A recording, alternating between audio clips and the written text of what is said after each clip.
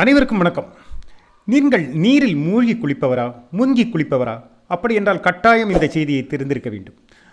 கோவிட்டை ஜெயித்தோம், நிப்பா வைரஸை ஜெயித்தோம் என்று சொல்லி நாம் மார்தட்டி நடக்கும்போது அல்லது கடந்து போகும்போது வெற்றி முழக்கம் இடும்போதும் அமீபாவால் மூளைக்காய்ச்சல் வந்து மரணத்துக்கு இழுத்துச் செல்லும் அபாயத்தை பற்றியும் நாம் கட்டாயம் அறிந்திருக்க வேண்டும். அமீபா எனும் நீர்வழி உட்பகுந்து மூளையை தின்று உயிர் வாழும் இது உயிரை குடிக்காமல் விடாது என்று சொல்கிறது கடந்த கால அனுபவங்கள்.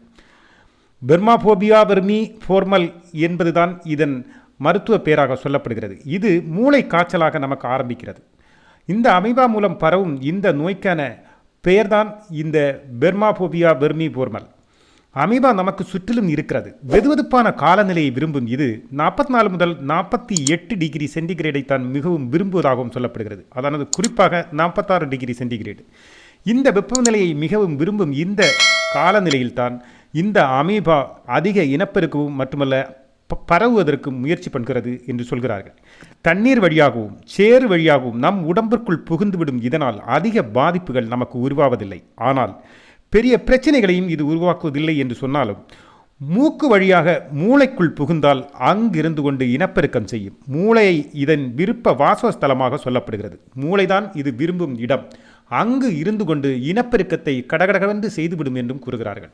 பிறகு மொத்தமாக உட்கார்ந்து கொண்டு மூளையை சாப்பிட்டு முடித்துவிடும். அதாவது கொட்டேஷன் வாங்கிய குரூப் போல அதை தின்று தீர்த்துவிட வேண்டும் என்ற ஆவேசத்தில் இது தின்பதால் நாம் எளிதில் இதை உணர்வதோ அறிவதோ இல்லை. இதை நாம் அறியும் போது கட்டுப்படுத்தும் நிலையை தாண்டிய நிலைமையை அடைந்திருக்கும். தொண்டை வலி, காய்ச்சல், வாந்தி என்று உடலை திடீரென்று காலையில் துவங்கும் காய்ச்சல் மாலைக்குள் படுத்தி எடுக்கும்போது சோதனை செய்தால் கூட எளிதில் புரிந்து கொள்ள முடியாத நிலையில் தான் இருக்கும்.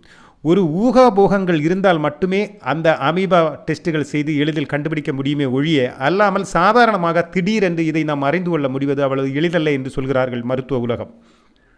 இதை தெரிந்து கொள்ளும் போது மரணம் நம்மை விழுங்கி இருக்கும். ஏனென்றால் அந்த அளவு முழு பாதிப்படைந்த பிறகுதான் இதன் வேலைகள் வெளியில் அறிவதும் நாம் தெரிந்து கொள்வதும் நமக்கு அதன் சிம்டம்ஸ்கள் வெளியில் அறிய முடிகிறது. ஆக அது அறியும் போது நாம் செயல்படுவதற்கான கால அவகாசம் அது அதிகம் தருவதில்லை என்று சொல்கிறது. நமது பக்கத்து மாநிலங்களில் பரவலாக இது நடப்பதாக வெளிச்சத்துக்கு வருகிறது. நமது மாநிலங்களில் நடக்கிறதா இல்லையா என்பதை இன்று வரை தெரியவில்லை.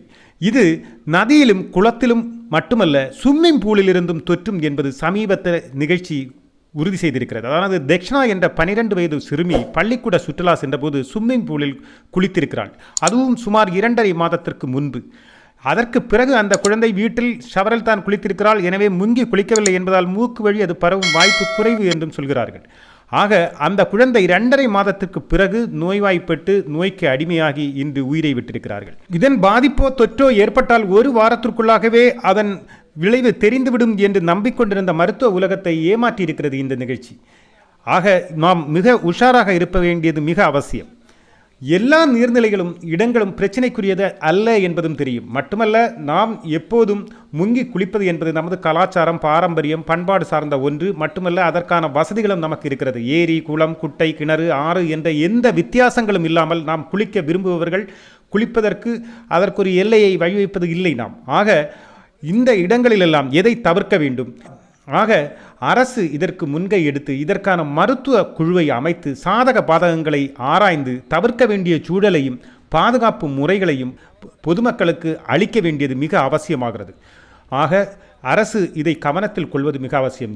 ஏனென்றால் மரண மனம் கொண்ட அமீபா காய்ச்சல் அல்லது மூளை காய்ச்சல் பற்றிய விழிப்புணர்வு மிக மிக அவசியமாகிறது. இவை பாதித்துவிட்டால் உயிரை குடித்துவிட்டே அடங்கும் என்பதுதான் இதன் பெரிய அபாயகரமானது. இன்னொரு செய்தியோடு சந்திப்போம்.